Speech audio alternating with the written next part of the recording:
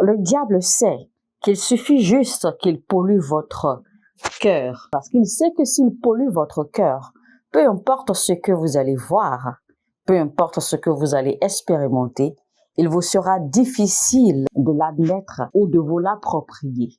Donc, du coup, si votre cœur est pollué, votre vue sera polluée. Votre oui sera également pollué. Je veux dire, en fait, je parle en fait de la corruption de votre esprit, de la corruption de votre cœur. C'est dans votre cœur que le diable vous touche en premier. Parce que si votre cœur est touché, si votre perception est altérée, si votre perception est corrompue, eh bien, il vous sera facile, d'accord, de corrompre tout ce que vous allez voir. Maintenant, il faut comprendre une chose, parce que ça, c'est une réalité que nous allons souligner au passage. Eh bien, chacun voit Dieu, d'accord, selon ses propres perceptions. Chacun voit Dieu, d'accord, ou chacun décrit Dieu selon, premièrement, la relation que vous avez avec Dieu, selon les réalités ou les évidences ou les manifestations de Dieu dans votre vie et autour de vous. Troisièmement, selon l'appel auquel vous avez été élu ou la mission, d'accord, ou ce à quoi Dieu vous a appelé. Si tant est que vous avez un appel ou que Dieu vous a appelé à un appel particulier. Quatrièmement, également, d'accord, selon votre dimension ou selon votre degré de compréhension ou votre degré de maturité spirituelle. Donc, chacun voit Dieu d'un angle différent. Chacun définit et décrit Dieu d'un angle différent. Et pourtant, c'est pour cela que vous allez voir plusieurs personnes qui décrivent Dieu différemment. Ou vous allez entendre l'une des personnes, d'accord, dire, voici, Dieu est ceci, moi j'ai expérimenté Dieu, j'ai vu Dieu, il est comme ceci, il est comme cela, il est comme ceci, il est comme cela.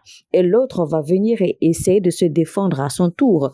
Et lui aussi va essayer de décrire, d'accord, comment lui il connaît Dieu et comment il a vu Dieu et comment il voit Dieu. L'autre aussi va essayer de se défendre. Et c'est ainsi que le débat va continuer encore et encore. Et vous allez vous rendre compte en fait que généralement les gens ne s'entendent pas d'accord sur leur perception parce que chacun se base sur sa propre dispensation, sur sa relation avec Dieu, sur ses perceptions personnelles, sur sa relation avec Dieu, sur les manifestations de Dieu dans sa vie et autour de lui. Donc c'est ainsi, et pourtant nous parlons tous ici d'un seul Dieu. Le seul Dieu, d'accord, est vu et décrit, d'accord, par chacun selon ses perceptions personnelles. C'est pour cela que les perceptions de l'un peuvent être plus hautes et plus authentiques ou plus originelles et plus matures et plus spirituelles que celles de quelqu'un d'autre. Maintenant, il faut également noter que toutes ces perceptions, en fait, qui vont générer des arguments, d'accord, des débats sur lesquels les gens ne vont jamais finir par s'entendre, eh bien, toutes ces perceptions, en fait, viennent, d'accord, d'un angle personnel, d'un angle pratiquement physique ou d'un angle matériel, si je peux l'appeler ainsi.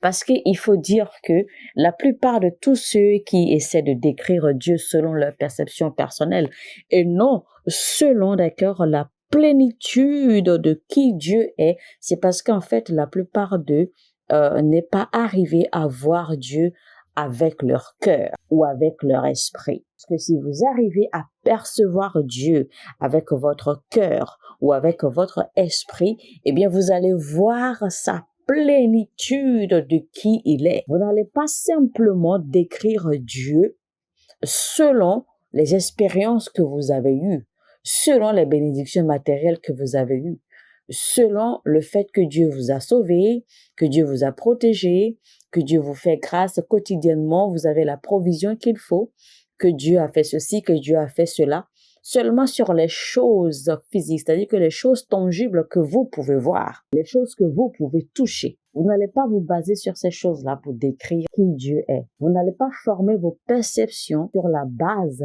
de ces choses-là. Parce que, comme je dis, si vous arrivez à voir Dieu avec votre cœur ou avec votre esprit, eh bien, nous allons tous voir Dieu de la même façon. Parce que nous allons pouvoir voir le voir dans toute sa plénitude. Nous allons pouvoir voir ou percevoir son caractère infini, sa personnalité dans sa plénitude. C'est-à-dire que tous les coins et recoins de sa personnalité, de son caractère, de ses attitudes ou de sa personne. Mais le problème qui se pose ici, c'est que le diable, malheureusement, vient corrompre notre cœur.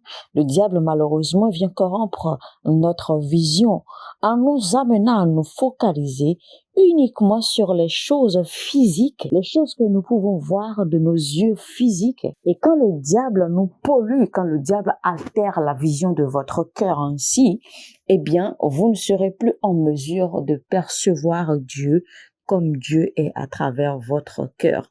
Parce que le diable a réussi à altérer votre cœur. Et puisqu'il a réussi à corrompre votre cœur, eh bien, votre vision sera également corrompue. Alors que quand c'est comme cela, voici le danger que cela présente, ou voici le danger auquel cela expose la jeune génération qui attend, d'accord, la jeune génération qui cherche la face de Dieu, la jeune génération qui cherche si tant à connaître Dieu. Parce que le problème, c'est que la jeune génération va toujours vouloir se baser, d'accord, sur la perception des aînés, de ceux qui sont autour d'eux, pour pouvoir se faire une perception ou une idée, d'accord, de qui Dieu est véritablement dans leur cœur. Parce que c'est une jeune génération, donc leur cœur est prêt, leur esprit est prêt à recevoir. Le danger, d'accord, de ces arguments, le danger de ne pas être en mesure de percevoir Dieu dans sa plénitude,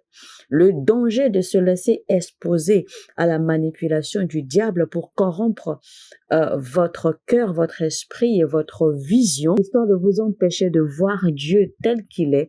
Eh bien, le danger, c'est que vous allez, de par la même occasion, induire la jeune génération, d'accord, dans l'erreur. Parce qu'en réalité, la jeune génération attend d'imiter les aînés. La jeune génération attend d'entendre et de voir les perceptions, l'idée que les aînés se font de Dieu. Parce que c'est sur ça que la jeune génération va se baser pour se faire, pour se forger une image de Dieu dans leur cœur. Donc, vous voyez que, évidemment, si les aînés ratent et qu'il y a tous ces arguments, eh bien, comment la jeune génération va-t-elle faire?